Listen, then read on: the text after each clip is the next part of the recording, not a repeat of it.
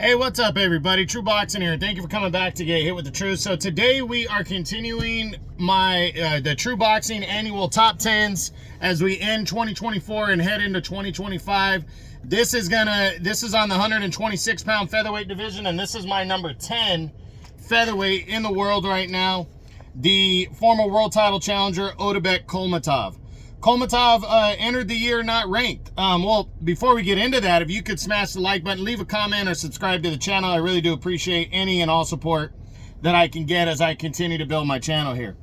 So as I just said, Kholmatov entered the year not ranked, overall. He hadn't really done anything, but he was a highly regarded contender on the rise. He was undefeated, and he was a shoe-in to win the vacant WBA world title, as he would take on number 2 contender, the undefeated Ray Ford.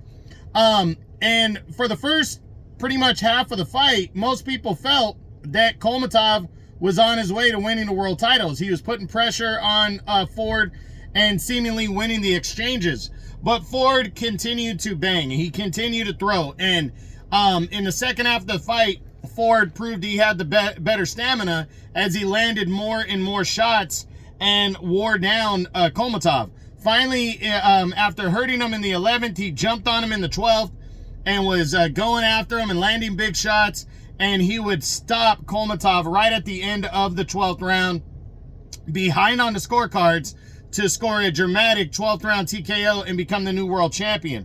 It was a devastating loss for Kholmatov, but he was winning the fight and he fought well. So the thing that was more devastating is he suffered a bad knee injury. I think he tore his ACL and his MCL, and that forced him out of action the remainder of the year. But the good thing is he's only 26 years old and he performed very well in that fight.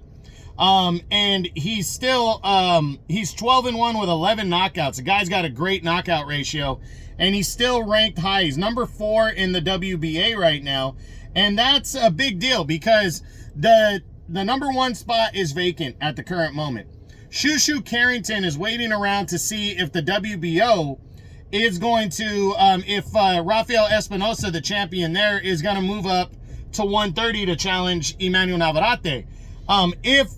If that takes place, Carrington's going to go after the vacant WBO title, and what that means is Kholmatov could end up facing number 3 challenger Mirko Coelho for the mandatory spot at the WBA title.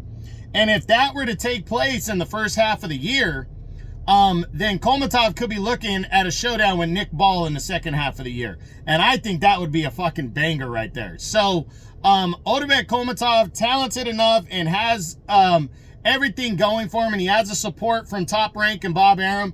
I think he is going to be right into the mix. He could get a title shot this year, and if not, he's at least going to be in a final eliminator that's going to push him potentially into a world title fight in 2026. So we'll see what happens. But that's it. That's what I got. That is my number 10 featherweight in the world right now as the True Boxing annual top 10s continue. I hope you enjoyed the video. If you did, smash the like button, leave a comment, or subscribe to the channel. This is True Boxing. You've been hit with the truth.